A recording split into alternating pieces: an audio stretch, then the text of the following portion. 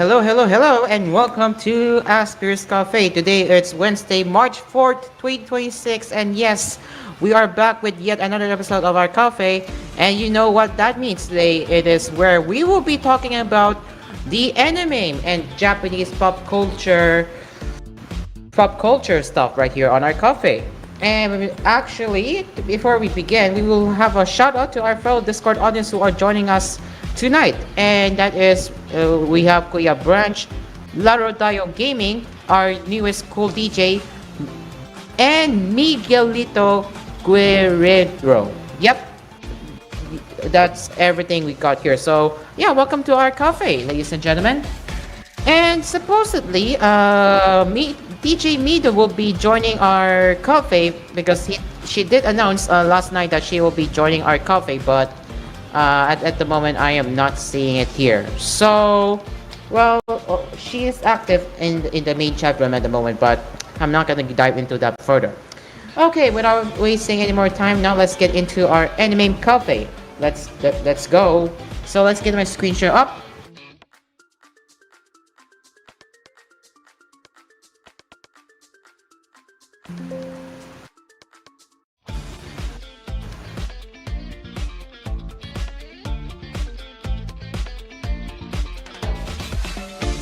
Alright, so what you are seeing on my screen share is the Anime Portal website, and our first one to talk about is, well, Crunchyroll will be or is set to be regulated under UK harmful content and accessibility rules.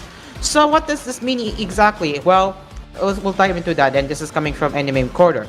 The UK Secretary... Oh, wait, let me turn the dark one on. There we go.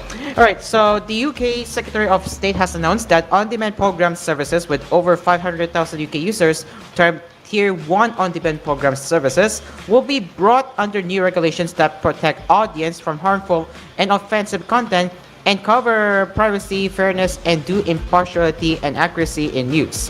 Affected services include US anime streaming platform Crunchyroll, Netflix, Disney Plus, and Amazon Prime Video, but not HIDIVE, which has under 500,000 UK users.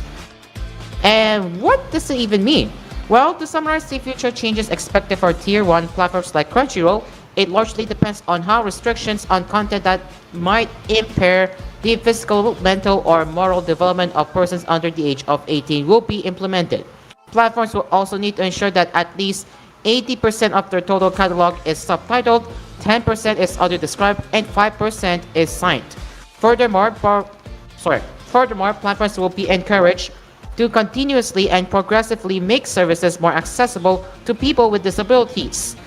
Anime Corner has contacted Crunchyroll regarding instance and expectations, whether any content changes or age verification measures are expected, and when to expect a statement from the streaming coalition it and HIDIVE makes up, Beyond Mainstream, a global streaming alliance.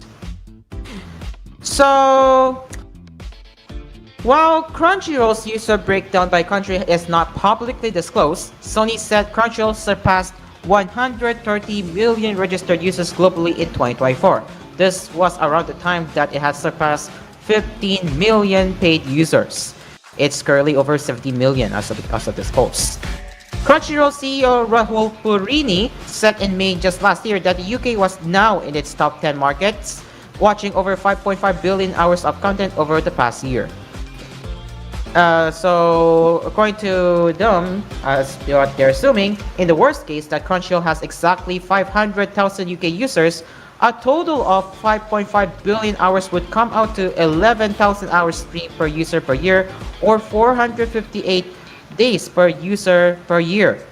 458 is more than 366, thus exceeding what is believed to be the currently accepted maximum for the Gregorian calendar. Of course, there are other interpretations like multiple UK devices all streaming around the clock and such. However, to begin with, the assumption that UK accounts for less than 500,000 out of 130 million users globally while being a top 10 market will be ridiculous.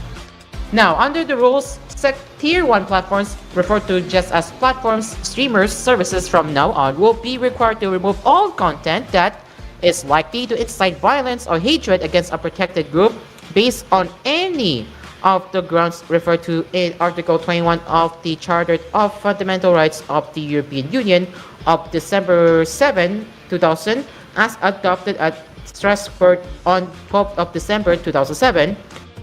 Second, it contains material that would be an offense under the Terrorism Act 2006 or encouragement of terrorism. And third, it contains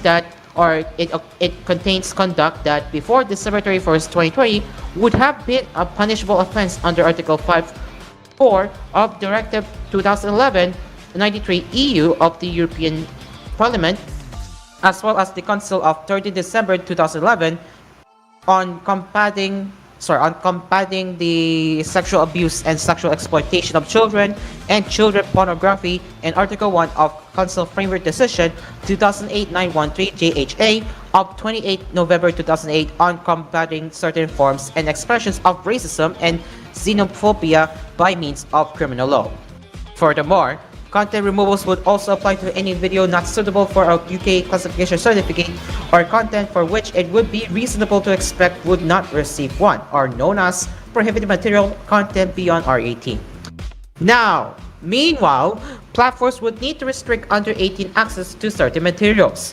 They must take measures to prevent under 18s from normally seeing or hearing specially restricted material, which includes video that has received or would be reasonably expected to receive an R18 classification by the BBFC. Note that R18 is different from 18. The BBFC classify high school BXD as the latter, while some hentai falls into R18. However, large chunks of hentai fall into unclassifiable territory due to its content. The BFFC says, for many years, we have been concerned about the accessibility of violent and abusive pornography online that we would not classify, since the BBFC does not formally oversee online content and therefore would be illegal to distribute offline on physical formats such as DVD and Blu-ray. Physical R18 classified material can only be sold at licensed sex shops or screened at licensed cinemas. It's worth noting that anime streamer Ocean Vale, whose library would include works below R18 at R18 and unclassified, no longer allows registrations from the UK. Below are some examples of themes in works that the BBFC will not classify, meaning Tier 1 streamers will not be able to show them in the UK. So here is the image if you are expecting how they're going to regulate from now on. So this is according to the classification guidelines, stating that the BBFC will not classify the following harmful material at R18, which are material including dialogue likely to encourage an interest in sexually abusive activity, which may include adults role-playing as non-adults, the portrayal of sexual activity which involves real or apparent lack of consent, any form of physical restraint which prevents participants from indicating a withdrawal of consent, the infliction of pain or acts which are likely to cause serious physical harm, whether real or in a sexual context simulated.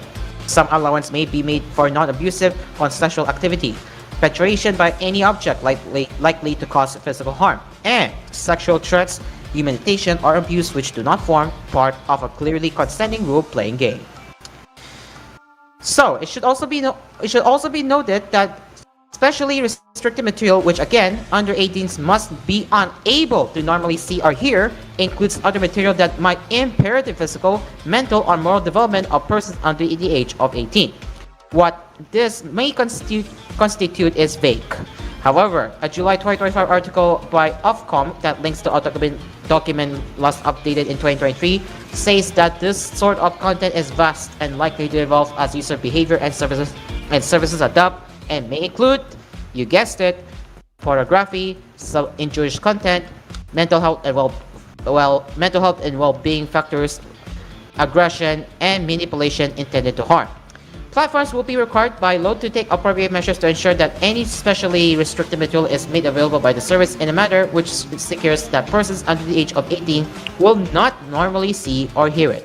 Whether this includes age verification measures was among the questions put to Crunchyroll. Further and more specific details will be revealed when this standards code, which will outline the regulations for on-demand program services, is released. A 12-month grace period will be given for platforms to comply. The Secretary of state has discretion over what is a Tier 1 service and whether its grace period is less than 12 months. It's expected that this code will be released in winter 2026 and enforced in winter 2027 per Ofcom. So, yeah. This is a lot to go through here, but man, they're really going to start regulating the 18 plus content, 18 plus content, and what and how would I say this? Well, it's pretty obvious. It's pretty obvious that UK is really well. If I'm gonna be honest, the UK is really not going good in listening to citizens nowadays, because again, age verification, ladies and gentlemen, age verification, like it's really the parents that need to guide the children. Yeah, see, that's the problem. And whatever they're doing here, they should not do this, in my opinion. It's not good. All right, and Lotto Tayo Gaming wants to share his thoughts. Go ahead, man. Wait a second. Wait a second, BR. I need to go, BR. wait a minute.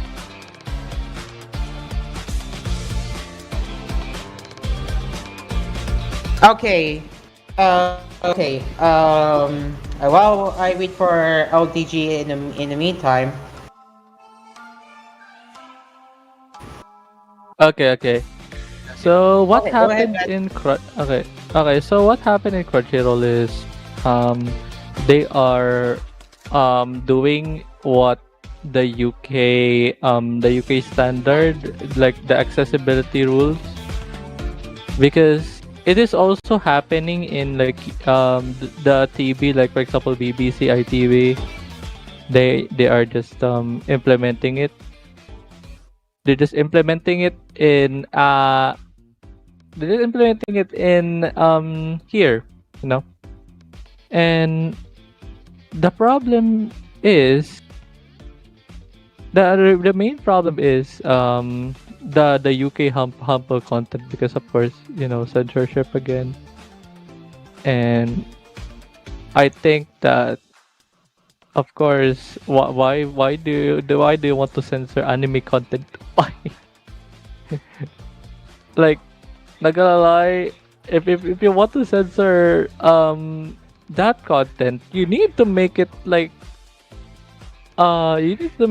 rating to be like 18 or 21 plus, rather than that. We have ratings already. Why do you want to censor it much further? You know. And that's it.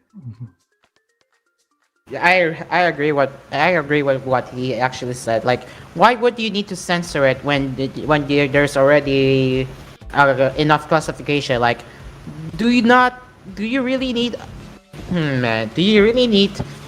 additional measures like age verification? It may really makes no sense. Like, if you don't want to like be influenced by this, then don't get exposed to this type of content, right?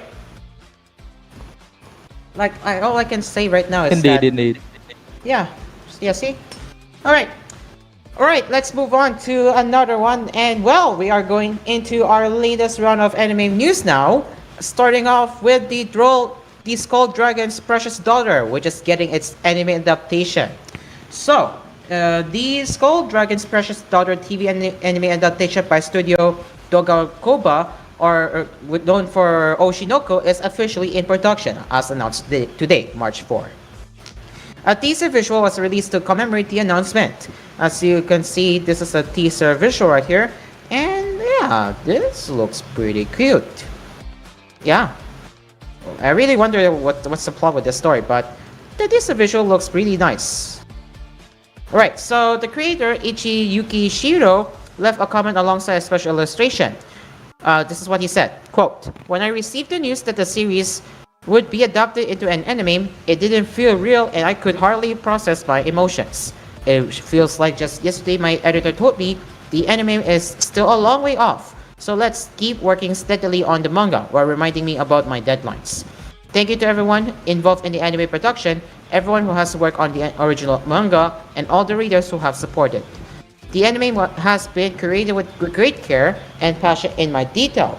I hope you enjoy it. I am looking forward to it as well. So that's the congratulatory comment from the creator, and yeah, really neat. Now let's read what is the Skull Dragon's precious daughter, and well, J Novel Club and Seven Seas Entertainment have described the story, so we will be reading to you right here and on what you can expect about that title.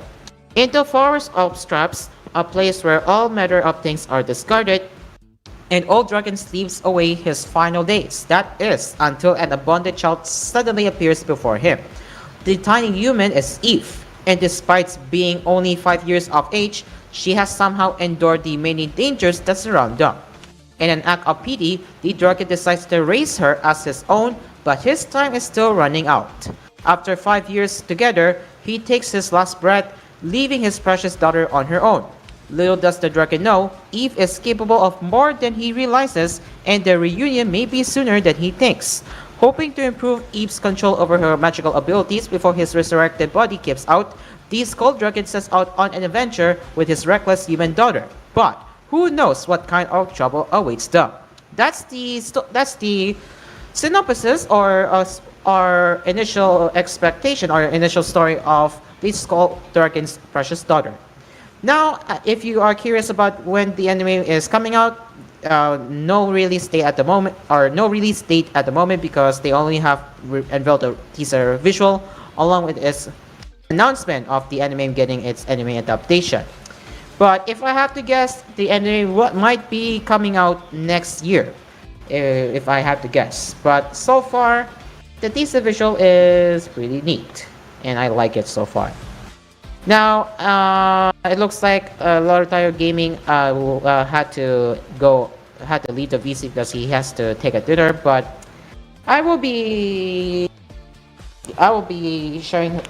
giving that to thoughts later. But for now, let's move on to the next one and let's see. Oh right, oh yeah right, Tensura, of course. That time I got reincarnated as a slime. Yup, I almost forgot this one, but here we are with another new season.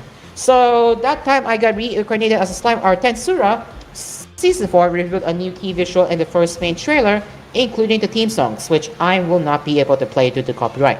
The anime is set to run for 5 split course. Yes, 5 split course, ladies and gentlemen. And what would be the 5 split course? I know this is insane, knowing that this could be the longest running season of Tensura, knowing that it will have a 5 split course. Well, I could be wrong, but oh man, 5 split course, huh? The longest record for the anime history. So, what will be the 5 split course? Well, the first 2 course broadcasting consecutively will be around April 2026. While the other 3 we are not sure, but I don't know if it's gonna last long, but we will find out when they have more info on that. But for now, let's see what will be the opening theme song, and that will be the Isoragoto, sang by the artist Oi, while the ending theme song will be titled Kasubo by TGON. So here is the new key visual of Tensura Season 4. And mind you, this looks really pretty, which it really does look pretty. And man, they're back better than ever.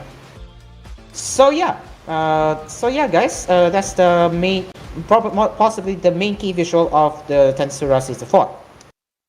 And I guess that's everything, but let's see a little bit of the trailer here, because again, I don't want to play the entire thing due to copyright, but look if you can. Oh gosh, sorry about that. But if you look at it, at how it looks, yeah, it looks pretty neat. I'm just gonna play 誰 the であろうと volume. 相手の欲望に干渉して支配できる。お前はわしの希望だ。西側諸国の I 完 don't 全 know 支 if it 配 has まで subtitles. あとも No, う they 一歩 don't. なの。 Alright, so they only have Japanese. 私 Auto の欲 generated 望で染めて Japanese. みせ But るの。 okay, copyright. But looking at the trailer itself, this really is a big comeback to those who have watched Tensura before and they're about to catch up on the first 4 seasons or first 3 seasons of Tensura. Now this is it. They're back than ever. And oh, look how cute, look how cute she is. Like her her character design, the character design is is so cute. Man, why does she look cute than ever? Oh man. Anyway, so that's Tensura season 4 with its new key visual and the first main trailer and its its new theme songs. So now we know that we got the info on the opening and ending theme songs. While the opening will be sang by Iroi and ending theme will be sang by Sion. So, as far as we know, the first 2 courses will be taking place on April 3rd, while the other 3 will be announced at a later date. But yeah, that's Tensura Season 4. And let us know in the comment section down below on your thoughts on Tensura Season 4. Alright, we got one more before we take a commercial break. And let's see what else we got here.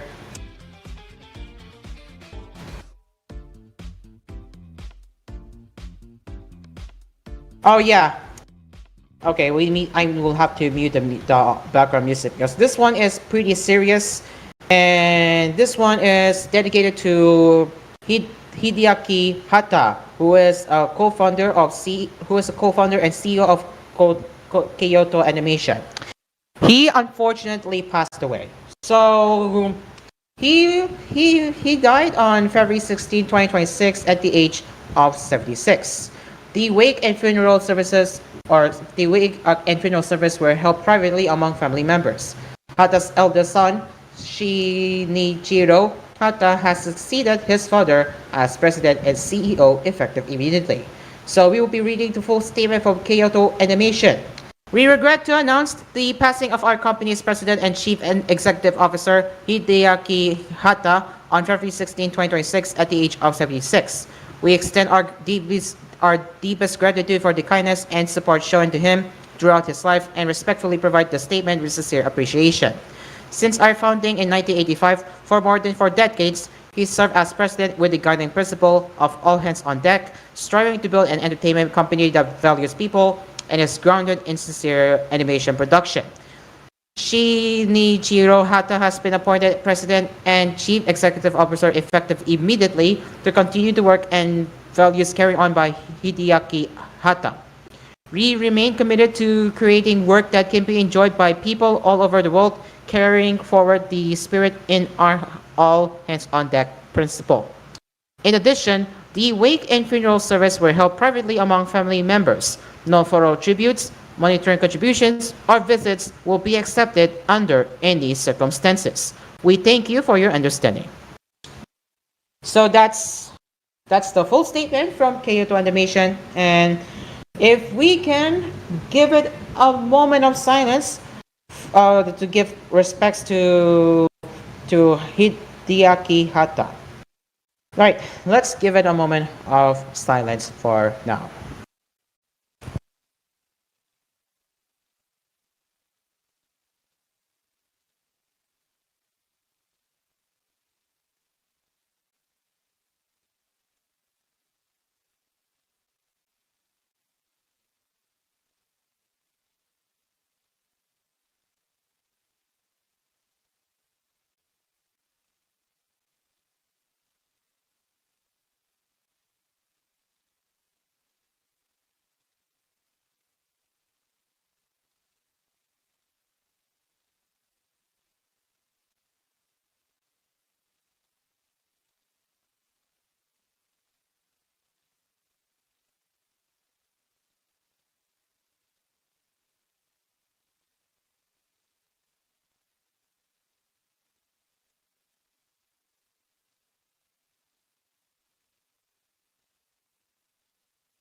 president and can be enjoyed by people over the people.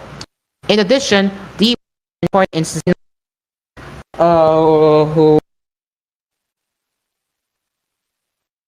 I will start this thing. I don't want to raise the moment. I don't know if we have getting into that there, but oh, me. Hold on. The values people and it's since our founding in 19 at the age of 76, we regard Hideaki extend our deepest gratitude for the kindness and support shown to him throughout his life and respectfully provide the statement with sincere appreciation. The principle of all hold on.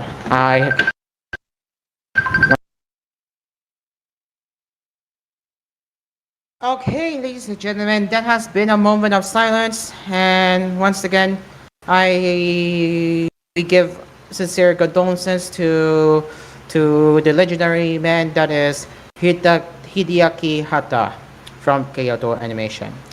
Rest in peace, man. You did well, and may God bless you. May God bless you for what you have done.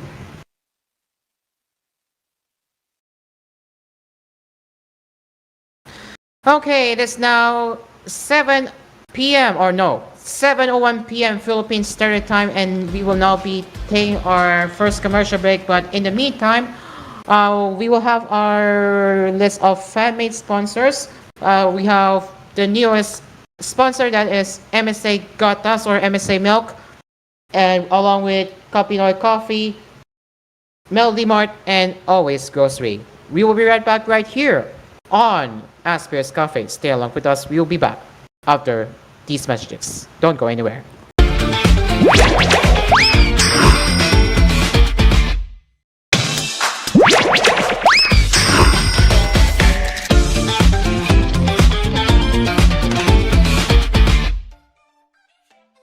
And we are back. It is now 7:12 p.m. Philippines Standard Time, and let's continue with our anime cafe right here on Asphere's Cafe. Now let's get my screen share up once again. And actually, before I do that,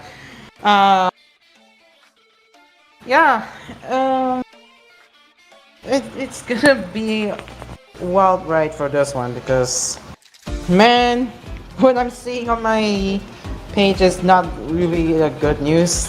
So bear with me as I will be covering here.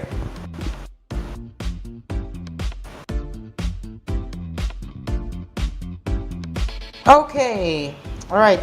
Before I continue, trigger warning. This may offend some of our audience. So, yeah, what you're about to see may offend some of the viewers that are sensitive to that topic. So, yeah, trigger warning. Okay, so our second round of our anime and Japanese pop culture cafe is, well, this is not really good. So, according to the headline title, Shogakukan confirms second sex offender working under pen name alter Tatsuya Masuki from Shonen Jump's Act Age. Ouch. Okay, so major manga publisher Shogakukan has confirmed for the second time in a week that it hired a sexual offender under a pen name, Tatsuya Matsuki, who was the author of the previously serialized Act H. Following the discontinuation of Act H in Weekly Shonen Jump, after Masuki grouped multiple female school children, Shogakukan's Manga 1 editorial department not only worked with Masuki under a different pen name, Miki Yatsunami, the author of Seisu no Shinrishi. Wow, so they are masking under a different name. Well, what can we expect from disgusting people, right? So this follows the announcement last week that Jojin mask altered Ichiro Hajime, who also published that Daten Sakutsen under the name Choichi Yamamoto, whose previous series was discontinued on Manga 1 after he was fined for the creation and of possession of CSAM in 2020 and was still with the company under a different name. He had been recently ordered on February 20 to pay 11 million in compensation for the grooming and sexual abuse of an individual beginning when she was 15. This resulted from a lawsuit filed in 2022. Shogakukan's Manga 1 had come under massive criticism for poor hiring practices and disregard for human rights, which had allowed this man to silently return to the company despite a court ruling that he had created and processed CISA. It's currently unclear who at Shogakukan knew that this man was later on trial for sexual abuse and grooming. However, an editor from Shogakukan's Manga 1 department participated in an attempt to cover up the crimes up prior to it going to trial, proposing that the lawyer draft a notarized agreement that stipulated that compensation would be paid to the individual who was assaulted if they did not go public. Following the initial reaction last week, the Manga 1 editorial department and Shogakukan issued an apology and confirmed that an investigative committee would be formed to understand the facts. It is in this context that Shogakukan has now come forward with this announcement today that another sexual offender in Tatsuya Masuki had been working with the publisher under the pen name Miki Yatsunami. Manga 1 says it has revealed this with Matsuki's consent. So here is the timeline of events. Matsuki was arrested and indicted on suspicion of indecent assault in August 2020 and received a 1.5-year prison sentence, suspended for 3 years. Members of the Manga 1 editorial were aware of this fact before appointing him as the author of Seisu no Shirishi and confirmed that the sentence had been finalized and that the suspended sentence had expired, and also confirmed his remorse for the incident, his efforts to prevent a recurrence, and the status of support for his reintegration into society provided by experts, and then deliberated the matter internally. On August 29, 2024, an editor at Manga 1 requested a face-to-face meeting via X, or formerly Twitter. And a day later, Masuki replied that he was self-publishing a novel that would later become the basis of Seisu no Shirishi. And a week later, that is September 6, 2024, with the approval of the then editor-in-chief Yuki Wada, representatives from the Manga 1 editorial department met with Masuki, where they discussed his strong feelings of atonement towards the victims, personal changes, and decision to write a novel. Masuki said that he was writing a novel under a new pen name, as the old one would evoke painful memories within the individuals he assaulted. This meeting was reported to Manga 1's editor-in-chief at the time, Yuki Wada, who greenlit plans to serialize a manga on the platform. Manga 1 allowed him to use his pen name, where only a small number of people within the editorial department were aware of this fact. The Manga 1 editorial staff in the know say Masuki had been receiving psychological counseling since committing his acts, and his self-reflection motivated him to write the story that later became Seisu no Shirishi. These Manga 1 editorial staff determined that, in light of the facts, Matsuki's past should not deny him the chance to return to society. Seiyu no Shirishi artist Kaoru Yuki Kira met with Matsuki and the editor before serialization and discussed the circumstances and various risks involved with this attempt to reintroduce Matsuki into manga. Yukihara said, "It was the first time in my life that I was moved to tears while reading manga," which again referring to Matsuki's original work, "and I felt that this was the work that I should draw. The theme, social significance, and entertainment value of this work should be shared with the world," and agreed to move ahead without disclosing Matsuki's past. Manga 1 statement says that changing Matsuki's pen name was always intended to be the best interest of those affected, but now believes that further consideration should have been given to whether this method was truly in consideration of the victims and whether it might have caused further pain to those affected. Manga 1 has temporarily suspended publication of Seisu no Shirishi and says it will fully cooperate with the investigation. Several manga creators have pulled their works from Manga One, including Rumiko Takahashi, known for Urusei Hatsura and Rama 1.5, and the creators of Frieren. The Shogakukan Manga Award, scheduled for March 3rd, was also postponed, which did not take place, unfortunately. Well, but yeah, this is really bad, guys. This is really bad, because, well, if you became one of them, there is no turning back, guys. There is no turning back if you have committed a sin already with this one. There is no turning back. There is no turning back. Like, if you don't want to be deemed as a sexual offender, then you need to be wary of your actions and be mindful of what you do. Right? So yeah, when you see creators pulling out their manga from the platform, you know that it's going really bad.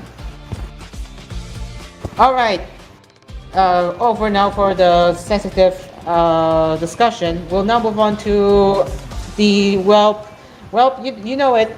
Media 2 is acquiring 7 Seas Entertainment, who is the U.S. publisher, with its $80 million deal. So Japanese distribution giant Media has acquired US-based publisher 7 Seas Entertainment for approximately 12.4 billion yen, or roughly $80 million USD or US dollars. The deal marks Media-Do's first acquisition of an overseas publishing house. The company is a major player in Japan's digital publishing distribution market and has increasingly looked abroad. Through the acquisition, Media2 is expected to strengthen its US presence by leveraging 7 Seas' existing retail and distribution while expanding the reach of Japanese titles in the North American market.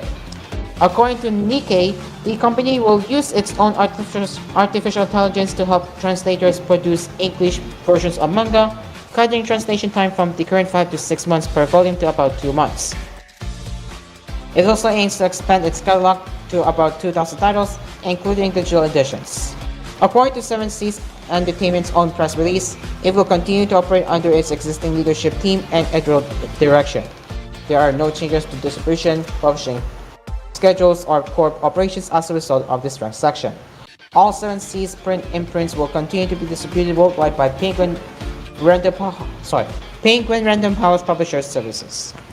So here are the key people who have shared their statements regarding the recent acquisition of 7 Seas Entertainment. So this is what Jason DeAngelis have said, or this is what Jason DeAngelis has said, who is the CEO and founder of 7 Seas. With a quote: "For more than 20 years, our focus has been simple: publishing exceptional stories and treating them with care, respect, and the passion of fans who will never forget what drew us to these stories in the first place. This partnership strengthens our long-term position while preserving the creative independence and publishing mission that defines 7 Seas. We remain deeply committed to our creators, partners, and readers. 7 Seas has built an intensive and highly respected hold on. Yep, here is highly respected. Oh wait, sorry, I forgot to mention the name, but yeah, here's the statement from Daihei Shiohama, who is the president and CEO of Media-Do International. Reading quote: 7 Seas has a distinctive and highly respected publishing program with a strong track record and deep connections across the industry. We look forward to supporting their continued success and providing resources that allow the 7 Seas team to do what they do best: champion great stories for readers around the world." So, ladies and gents, that's the acquisition news, and well, we're almost done here. And the acquisition is expected to close within March of this year. Further details regarding operational changes or leadership structure have not been publicly disclosed yet. So that is the acquisition news of 7 Seas Entertainment being acquired by Media-Do. And I don't know about you if you think this is a good thing or not, but yeah, I'll be a judge. Do you think this is a good thing for? Do you think this is a good thing for consumers in general? Knowing, considering that the Japanese media giant has acquired the U.S. publisher, I'll be a judge about this one. And looks like our fellow. Not yet, not yet, not yet, not yet. I just came here for likely a breaking news. Okay. You're gonna share some breaking news. Okay, you have your word. Go. Okay, first and foremost, we are not associated or affiliated with the Golden Arches Development or McDonald's Philippines whatsoever, but they are having a brand new collab with Uno. Oh wow! Check 99.5 Cool FM chat. There are two of the highly well-known series is having an epic anime crossover with McDonald's and possibly Uno. Oh my God! Is that from Macdo Philippines? Is that from Yeah, Macdo Philippines? McDonald's Philippines themselves. Yes. Damn! I'm not dreaming, am I? Like, I'll bring No, up the... no. They just literally posted this like an hour ago. Just now, right? Just now? Oh wait, no. An hour ago, yes. Oh, okay. Here it is. An epic anime crossover is coming to play. And I can really tell the reference. Spy Family and My Hero Academia. No way! Hello! No way. Hello! This is insane. But yeah, I'm excited for this, to be honest. I wonder what... Wow. I can wait to buy one. My And goodness. what do you think it's going to be part of? Is it going to be part of Happy Meal or will it be something else? In a way, yeah, well, sure, it can be part of the Happy Meal, but at this point, Spy Family and My Hero Academia are targeted both with younger teens to younger adults. Youth-oriented, to be precise. It's likely gonna be, well, 50-50 will be part of 50-50 will be part of Happy Meal and 50-50 will go to the regular bundle. That's my theory. That's my theory. But yeah, I'm actually excited for this project. Oh yeah, my Acer microphone broke.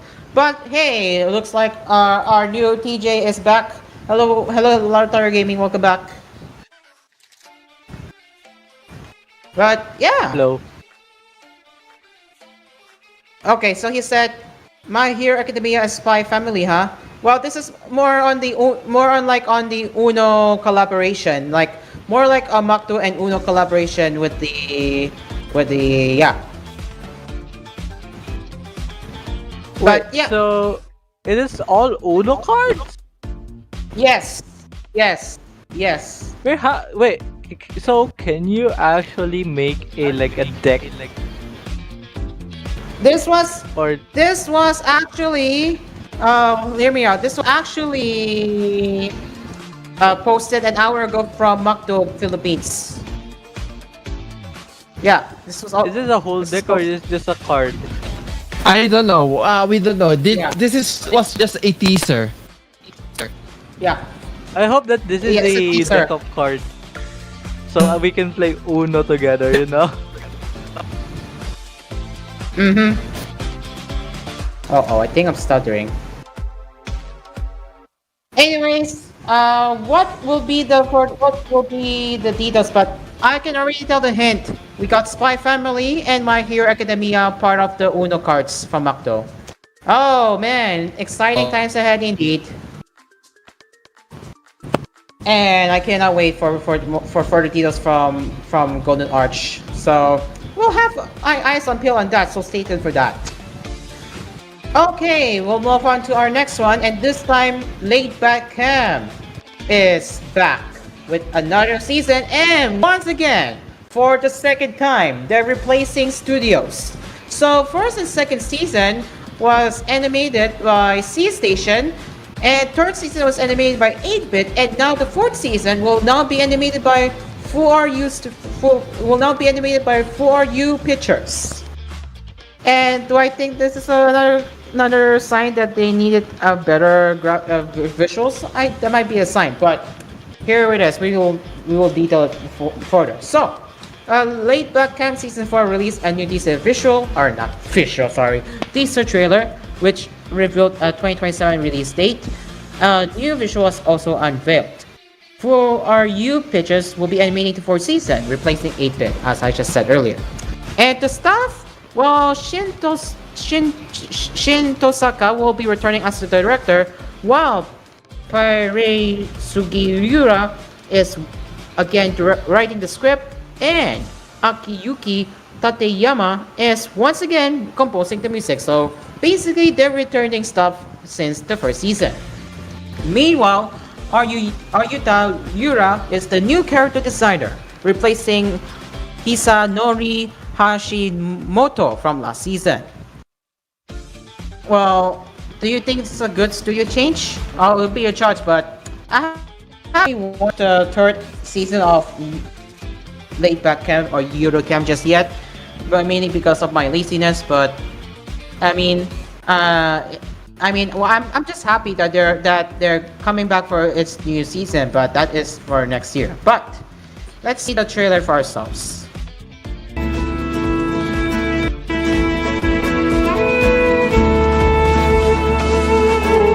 Oh, of course.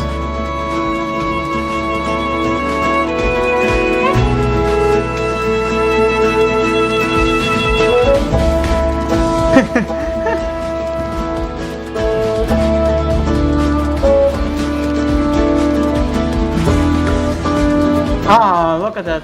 Look at her. That's so cute. And Rin. Got Rin. Look at that.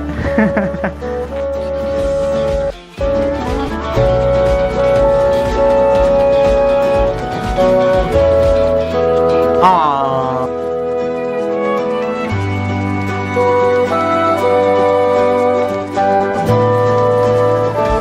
And no English subtitles, but basically it's saying something but yeah. Oh wow. Beautiful, right? That's one way to describe this. This is actually beautiful. And not only that, I am seeing two characters in Eurocamp. So this is what I call this to be very interesting. I don't know if it's really new to me, but man, this is pretty promising for its fourth season. So that's Late Back Camp Season 4. And well, what can you all say about this new season so far? Yeah, I'll be a judge for this one because again, to summarize, we got C Station animating the first two seasons, 8-bit animating the third season, and now their in-house production studio that is Fuyu Pictures.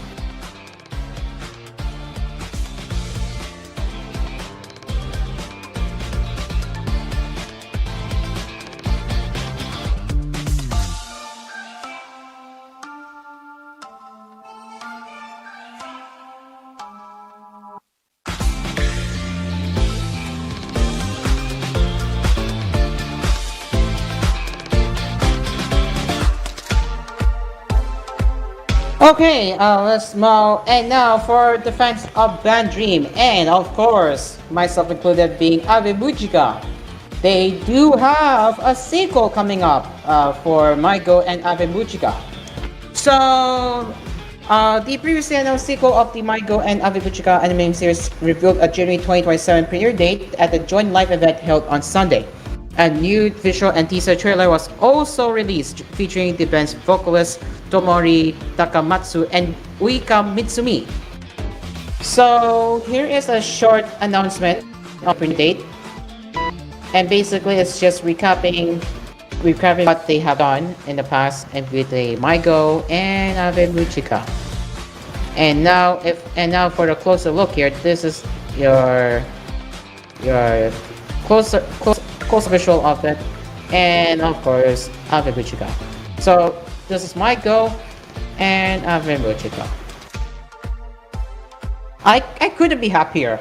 I mean, I do listen to Ave Buchika most of the time, but I haven't listened. Well, I did used to listen to my go, but I have not watched both of the anime yet. But I have listened to the songs, and it's out. It's really fantastic. It's really fantastic. But yeah, we are so back, guys. We are so back.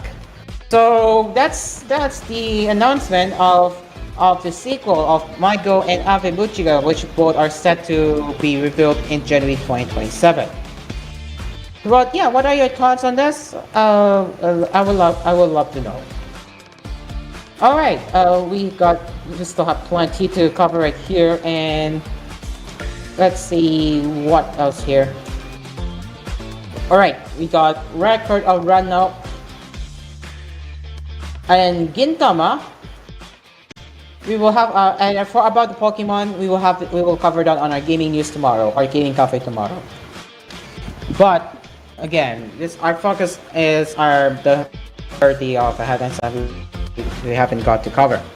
So I believe this is from last week, and well, we got record of Ranok Season 3. We're having a new trailer ahead of Japanese premiere. So record of Ranok Season 3 anime revealed a new trailer ahead of its April 3 premiere in Japan. The new season features 3 new battles, and the anime has been streaming on Netflix worldwide since December 2025. The third season previously confirmed a different main staff from the previous installments. Yumeta Company, which supported production on Season 1 and shared animation duties on Season 2, is now handling the animation alongside newcomer Maru Animation. Notably, Graphinica, previously involved in both earlier seasons, was no longer listed in the production credits. The new trailer features the opening theme song Dead or Alive by Gile. And for the stuff for the third season, well, the first 3 are succeeding the previous stuff. So for the director, we got Koichi Hatsumi taking over from Matsao Okubo, and the main writer is Yatsuyuki Muto taking over from Yakazuyuki Fudeyatsu and Yuta Yamada.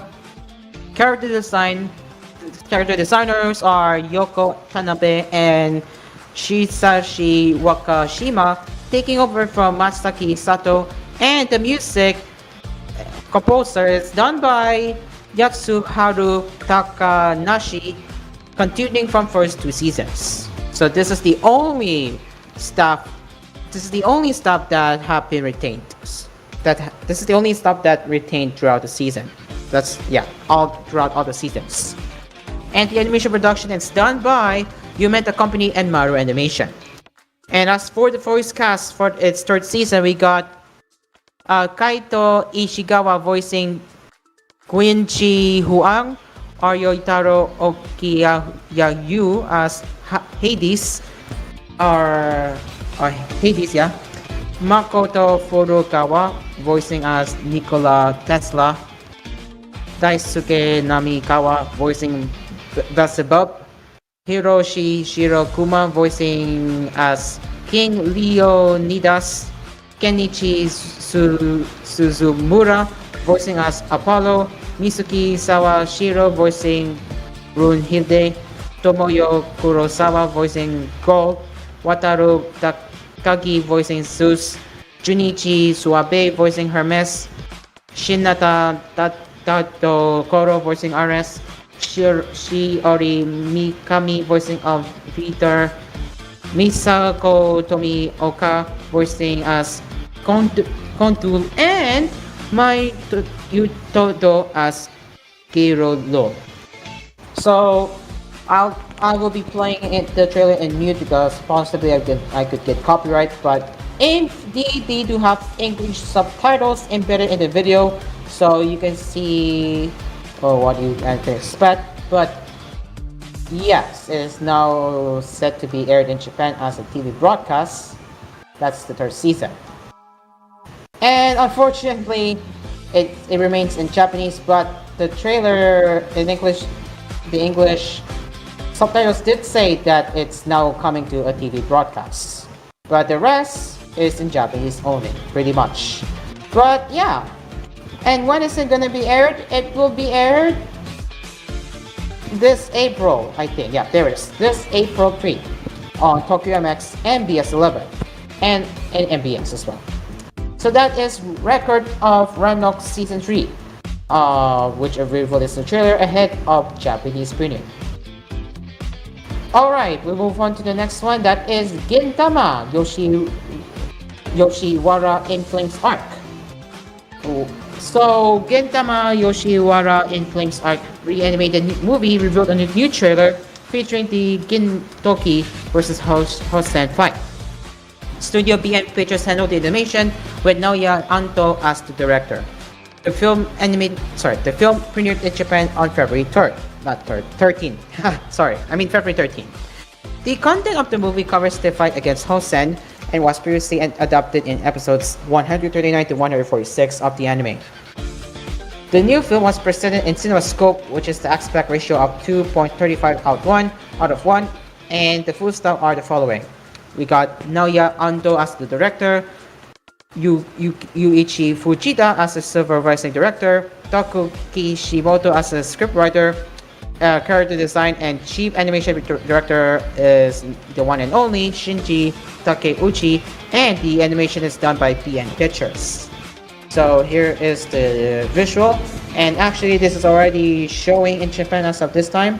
It has been showing since February 13th. So I'm not gonna play the trailer because but I'll play it. But here is the first look of how the fight is being done.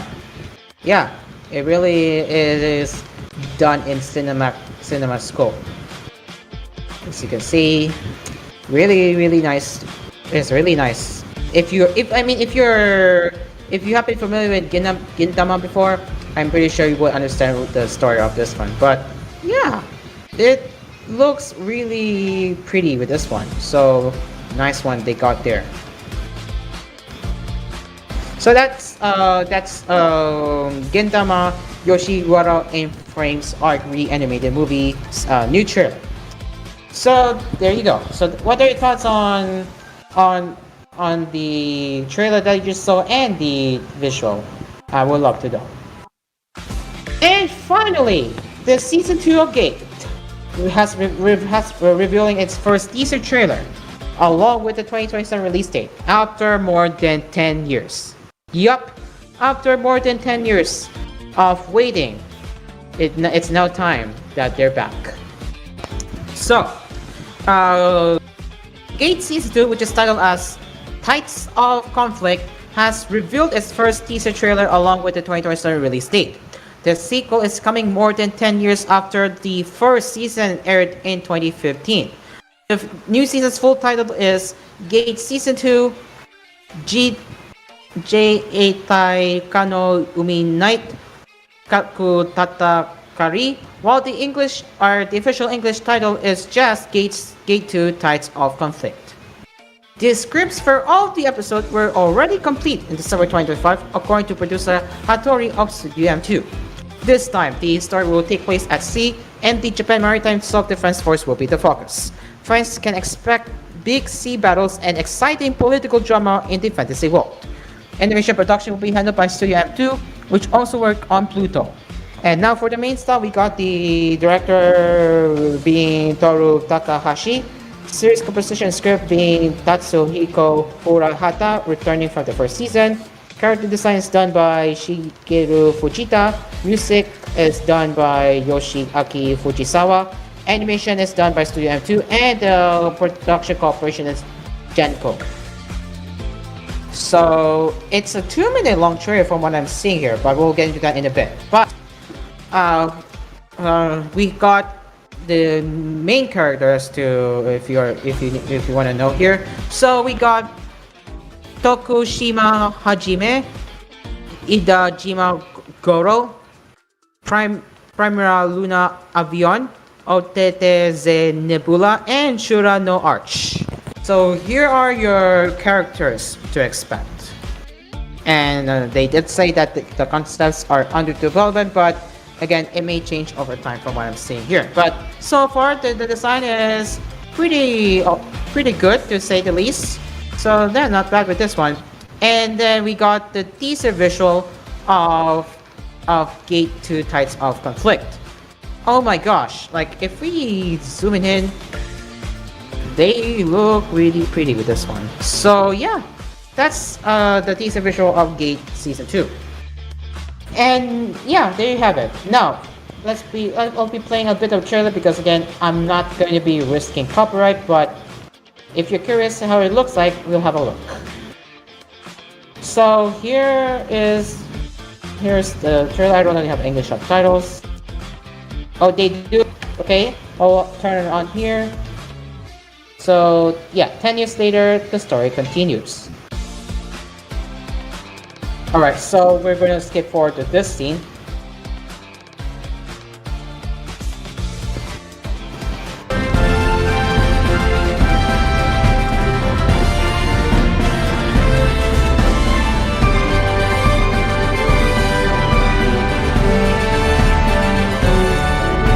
First impressions is pretty good.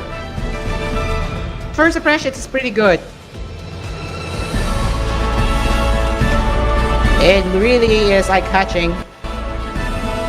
Yeah, it's eye-catching to my eyes with its design here. It is very eye-catching.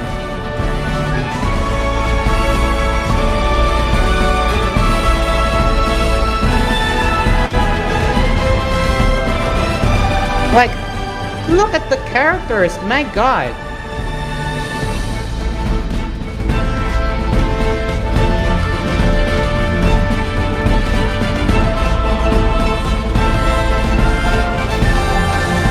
Into the seas of a new world. That's Gates Season 2 Tides of Conflict, which is set to air in 2027.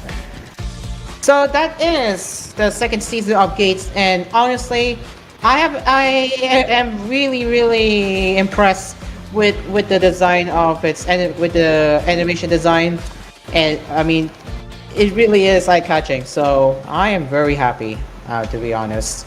But yeah, if I ever have time, I will be watching the first season of Gate. I don't know if it's available legally on Netflix, but if not, I will be sailing the seas. But my gosh, am I too excited for this one? The second season design, the animation, all of the crew they worked on, it is very promising. Alright, it is now 7:47 p.m. Philippine Standard Time, and we will be having our last commercial break as we will have more anime and other Japanese pop culture topics to discuss right here on Asphere's Cafe. Stay along with us as Asphere's Cafe will return after these messages. Don't go anywhere, we'll be right back.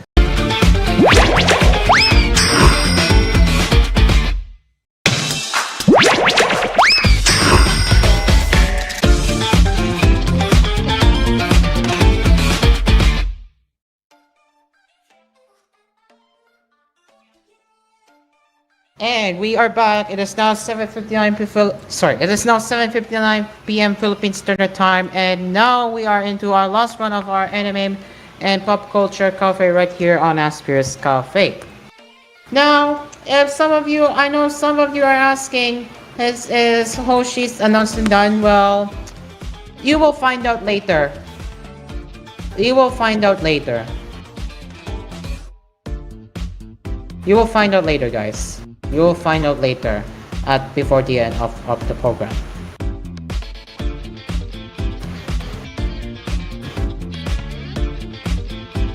Anyways, now let's continue now with our from Anime News Network, and then if DLG is active, I don't know if he's busy at the moment because he's deafened, but even though I would normally expect Mido to be coming to my show tonight, but that unfortunately did not happen. So yeah. Anyway, whoops.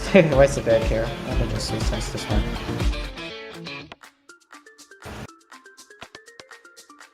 Well, this is another not so good news. I'm just gonna finalize and compiling.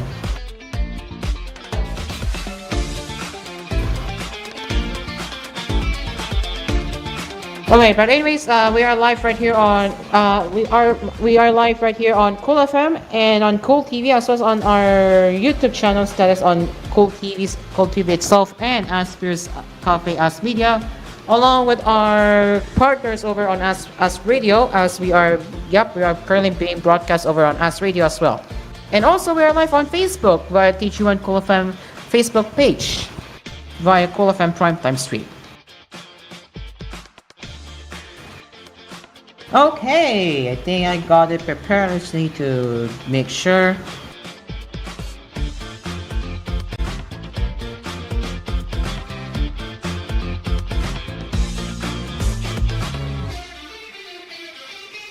Okay, I think I got it prepared now. Now let's get my screen share up as we will be showing the last round of anime coverage via Anime News Network.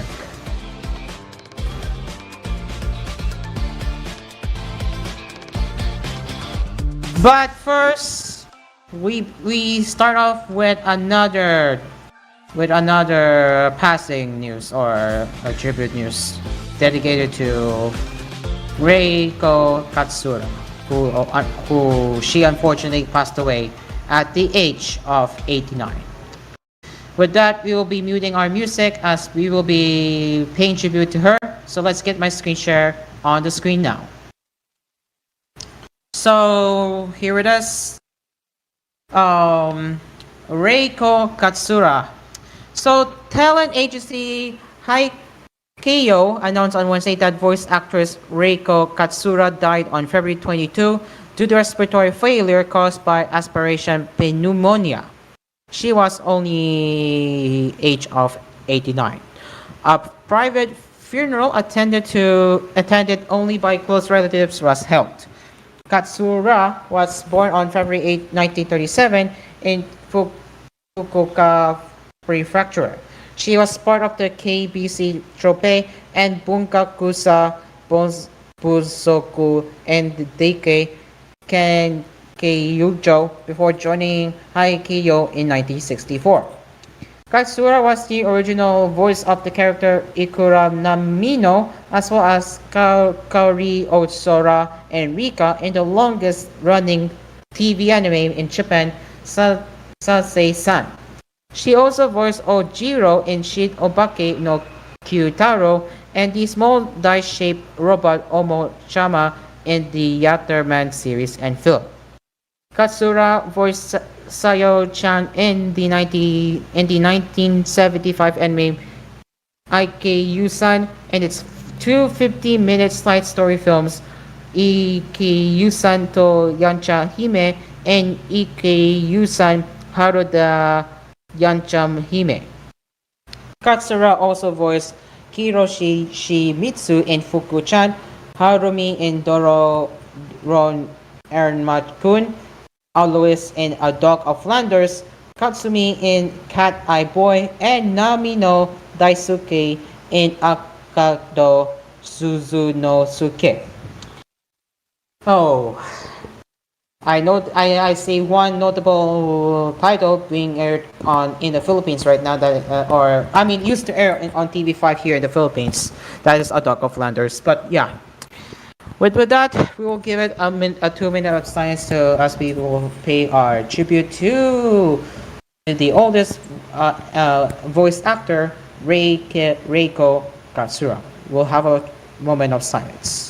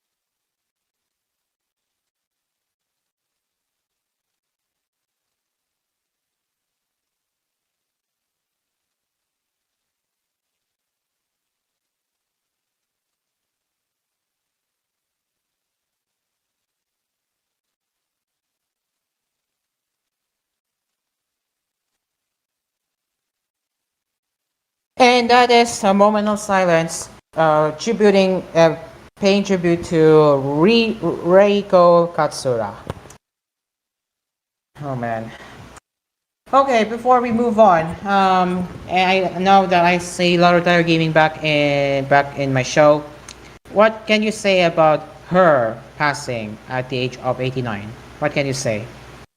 It's another icon. It's another icon that has been passed for, of course, voice acting a lot of animes, a lot of anime what do you call this? A lot of anime shows, and of course, he she got a lot of what do you call this? A lot of voice acting careers since she's been alive. So not gonna lie, I hope that she will be remembered. I hope that she will be missed. Not gonna lie, she will be missed a lot, and I am just it is definitely a devastating news. Yeah, and the fact that she voiced a character always in A Dog of Flanders is pretty ironic too. Yeah, pretty ironic Yeah, for I know. what I see. But yeah, Ah, well, Rose said from LTG, she will be remembered, and I hope her works will be remembered too. So yeah, well, rest in peace for what? Rest in peace to this well-respected voice actor. Okay, well, let's we move on now to our next one. I became a legend after my 10-year long last stand has been delayed to July. Why is that? Hell na narisekai. Well, why is that? Well, there's the reason. To present an even more enjoyable work for everyone. The enemy staff apologized for the inconvenience and assured fans that they will do their best to make sure that the anime will be a beloved series for a long time. So yeah, it was initially set to air by next month, but last minute changes, ladies and gentlemen, they have decided to postpone to July. So, well, I don't know. Will it ever be a flop with this one? But it is what it is coming from them. Anyway, I'm not surprised to be honest. But if you're all curious, what the hell is this title, or if what you're wondering, what is I became a legend after my 10-year long last 10? Well, let's read it to you right here. So this is what Square Enix and Komiki are describing the title or the story there. With no other options, Locke makes the choice to hold the line against the unending demonic hard days alone to make sure his comrades can escape with their lives. However, through a combination of fortune, skill, and ingenuity, he holds that line for 10 straight years, eventually coming out on top single-handedly. Now he has to tackle the dilemma of how to occupy himself in a world where he holds a matrix of roles, that of a legend, that of a veteran, and that of a brand new face. So what they're describing it, or the synopsis of I became a legend after my 10-year long last stand right there. Man, oh boy, but even the visual speaks for itself. Like, I don't know if you think this is going to be is this going to be a good anime? We'll be the judge for that, but now that they delayed it to July, wonder how would that be. Hopefully it doesn't become the next title. Oh my god. I forgot the title already, but it is that one anime that had a PowerPoint shit. Yup. But hopefully they don't end up with this one. Is it that one or the another one? That not Blue Lock, but not Blue Lock, but Okay, the other one. Okay, great. I know. I already. yeah, the other one. Yeah, exactly. Okay, well. It looks like Gundam franchise's DC collaboration with Hollow Life Productions. The mobile suit Gundam franchise teased on Monday that a special collaboration project is launching with Hololive Productions. The franchise will appear at the Hololive Super Expo 2026 event with a booth where it will distribute local stickers. The account shared a 5-second teaser. We'll have a watch. As expected, no sound, but it's a little short animation of what y'all can expect there. So the Hololive Super Expo 2026 event will take place in conjunction with Hololive 7 Fest Writing on Dreams at the Makohari Messe International Exhibition Halls 1 to 8 and Makohari Event Hall on March 6 to 8. So that is pretty interesting, and I really wonder how will it look like, but ooh, this is exciting for Hololive fans out there. And wait, speaking of Hololive, their cover corporation, which is owned by Hololive, is suing VTuber for copyright infringement. Oh no, oh no, oh no. Ooh. Okay, Oh no. well, we Oh. and who is being sued? We got V underscore Virgin underscore Mary for the grounds of copyright infringement.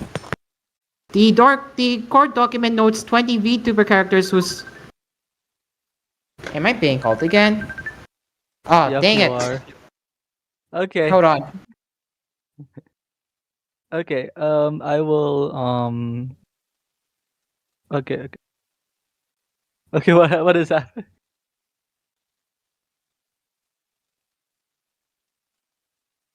Wait, who will gonna continue? LTG or Probably we can continue. Okay. Cover Corporation, the parent company of the Hololive Productions VTuber management company, filed a lawsuit on February 5 against the Be Virgin Mary YouTube channel on grounds of copyright infringement. The court document notes that 20 VTuber characters whose contents are infringed upon in the channel's videos. The company claims to have suffered damages due to infringement. The document states that the cover attempted to resolve the issues through YouTube's copyright claim system with 68 videos, but was met with counter notifications from the user. Google YouTube requires proof of legal action to remove your videos according to the document. A Cover Corporation seeks monetary compensation on amount to be determined as trial, as well as any profits made from the copyrighted material. The company is also requesting a jury trial and a temporary restraining order or TRO against the channel owner from further infringement. The channel features a VTuber named Maria. She reports on news related to other VTuber agencies, Hololive and Nijisanji, according to the channel description. Ooh, so basically, it is like a it is a VTuber like similar. It has a similar vibe to Hololive or Nijisanji. Maybe I don't know because okay, we can continue. Okay, the suit initially filed against an individual named Masaki Yamashita along with 10 other individuals whose identities are unknown. For the purposes of the suit, the individuals are referred to as DO defendants with fictitious names. A summons has been issued to Yamashita. The first generation of Hololive performers debuted in 2018. There are 68 virtual YouTubers. Asphere, your mic, take it. Yeah, your microphone. Who currently belong to Hololive. The talents perform an intricate 2D and 3D avatars provided by the company Cover Corp. Launched Hololive Indo, a spin-off group towards Indonesian audience in April 2020, followed by Hololive English. Okay, all male Holo Stars spin-off debuted as first-generated talent in June of 2019. According to Hololive Productions English website, it's around 17 million subscribers across its channels. So that's it. That's the article. Oh. Thank you so much, LTG, for taking over for me because, basically, my sister requested me to take a photo of a bookshelf containing 86 light novels. Wow. Wow, Anyway, you have my that one. sister has Oh my. one. My sister has one. She requested a photo to be taken in her bookshelf, which I did. And that's why she called me. But yeah, so far, what you just read, what you just heard from LDG while I was in the call and taking a photo at the time. Well, big yikes for Maria, huh? Big yikes for Maria. And Can I say it? Probably cover is probably in the rights to this because number one, why do you want to use copyrighted content anyways? Am I right? And number two, the she is related to quote unquote Hololive or Nijisanji. How would you wait a minute. How would you associate two VTuber agencies? It is just mind-boggling. How do you associate two VTuber agencies at the first place? It is not going to work. You know? true, true. It's not gonna work. And Hi Kuya Pao. I believe Astro has the insights on this one. Like, what can you say about this ridiculous, how do I say it? I don't know if I should call this ridiculous, but it's more on, it's more on the, what do I call this? It's more on the copyright infringement, really. But man, this is crazy. Yeah, there's definitely grounds for copyright infringement. Not gonna lie, it is it is what do you call this? It is justifiable. It is justifiable that Cover Corp did that. But good thing they did, to say the least. But yeah, now you be the judge. What do you say about this? I would love to know. And before I move on to the next one, I do think Tongo Su is actually watching my episode right now on our cafe. So let me check my YouTube channel of Asphere's Cafe.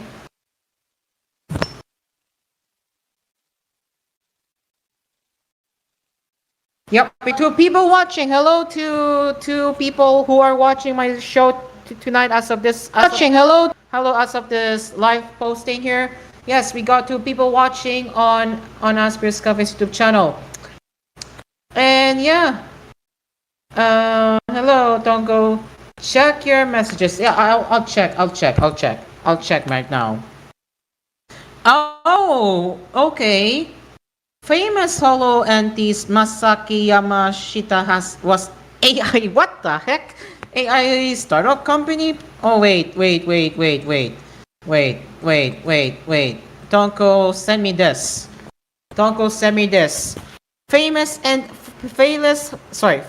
Hololive antis Masaki Yamashita was AI startup company president called Mono AI. Then he announced he will step down on March 27 and might be related to cover case.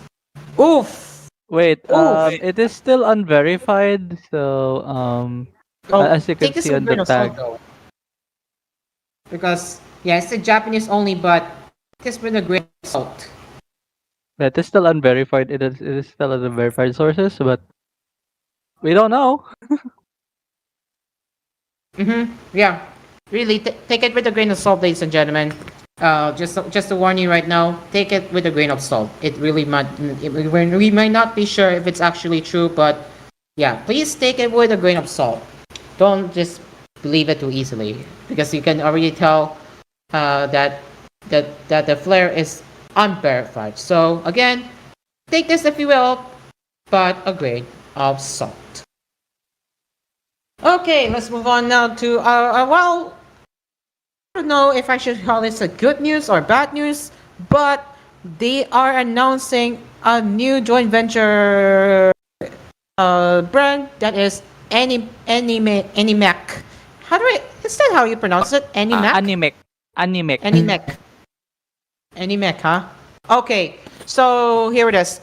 Kautokawa and Animeplex announced on Monday a new joint venture Animec Incorporated that was specialized in the distribution and promotion of anime films. From the combination of the anime and cinema, Animec aims to deliver the charm of anime fans to fans and contribute to the further development of the industry.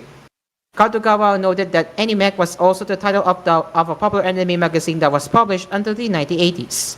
After informing Kadokawa's former representative director, executive director, and chief anime officer Shinichiro Inoue, who served as the magazine's voice editor-in-chief, the name Animec has been adopted for the new company. Animec aims to co-create anime films value with fans, content holders, theater operators, and all other stakeholders involved in the creative process. Through what it calls optimal release strategies, Animec will aim to maximize the revenue and appeal of anime works, from nationwide theatrical releases to special screenings of television anime series in Japan. So, now this is our discussing point for what can we expect about Animec or Animec. Yeah. All right. Let's start with you guys. What can you expect for Animec? More films. More films. animated films. And do you think they will be a global distribution company? They can be actually because it is still a am I right? It is a co distributor. Am I right? Or it is an actual subsidiary of Aniplex. We will not. We will know for sure, but knowing that this is a joint venture with Kadokawa and Aniplex, this is gonna be interesting. But yeah. All right. For the future predictions of about Animec, what are they gonna do next with Animec? A lot of Aniplex shows, like for example, if I'm not mistaken, is Dandadan Aniplex, right? MBS animation. MBS animation. I forgot what is probably Because solo leveling. Let me just search it up because Dandadan is, I don't think it's part of Aniplex, but it was uploaded on MBS Animation's YouTube channel. So Probably it is. yeah, It is probably solo leveling. solo Am I leveling right? exactly. But I believe since Animec is more on anime films, I believe they're going to like use it to promote popular franchises like uh solo leveling. I forgot the title, but what did you say? Yeah, solo leveling, And also, Tensura, so many other and also things. original anime film. Original anime films likely, possibly. There it is. Tonko said this. Dun Dun Dun is different. Yes, exactly. That's why I searched it up, and yeah, it's not part of Aniplex. Not part of Okay, Aniplex. so a lot of Aniplex franchises But they do have will probably. its separate anime films, which is one being First Encounter for the first 3 episodes and Evil Eye. So Evil Eye is the first 3 episodes of the second season, consistent of film and First Encounter. So yeah, they do have an anime film of Dun Dun Dun, but only covering the first 3 episodes as a movie. But yeah, Anime Mac Like really has potential from what I agree. So yeah. Right, go ahead. What else do you have to say? like What else? imagine like a Hanakimi film, you know. A Hanakimi film. Or a Demon Slayer, a new Demon Slayer film, you know. It can be what do you call this? It can be possible, you know. Yep, it's possible. It's well, maybe we'll have to wait and see in for the developments. But yeah, no, I think I have heard Hoshi Konimi was gonna say something like what do you say about Well, the predict of what can you say about the expectations of Animac? Animic or I already Animic. said. Oh, No. I I mean already said. for Israel. Okay. Astral. Imagine a Karo Hana movie produced under an. Oh wow. Wow, that would be very It's entirely possible because Karo Hana was a publisher of Kadokawa, and at the same time it was produced under Cloverworks, which Aniplex is the distributor, right? Yes. Yeah. That's entirely possible. Yes. So yeah. Yeah. And now, that's Animac. And have one more thing. Tonko has sent me this one. I have one more thing to share. Oh my god. Well, I have one more thing to share that is, covering to what I have covered earlier. Tonko sent me this right here. Cover copyright striking, one of the biggest JBNT. Cover versus Yamashita. And here it is. Oh, yes! That is exactly what I have covered earlier. This is actually the document right there.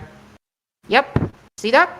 You see So that? this is the real document now that Yeah, we that's the are real seeing document. right You now. see, this is actually related to what we covered earlier. This is actually what I have covered earlier right here. See? It's matching. Yeah, thank you Toko for letting me know about this one. But damn, this is the first time, huh?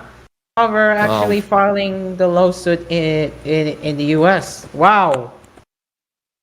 Yeah, thank you so much, Tonko. Really appreciate that. Okay. Now as we are running out of time, but I know Hoshi Konimi has an announcement to share. Well, go ahead. Your microphone. Okay, but before my announcement, have you ever guys discussed about Ado's new music or new latest single that they released, Vivarium? Oh shoot. Bro, almost forgot to discuss. It's literally Wednesday, bro. I have listened. Ado did a face reveal, di ba? Ado did a face Yes. reveal. A Yes. semi-face reveal, rather. Semi-face So reveal, yeah. I would say her music, her recent music is a banger. Banger. And even so, it's just a literal moment. This is a literal history in the making for Odo. Yes.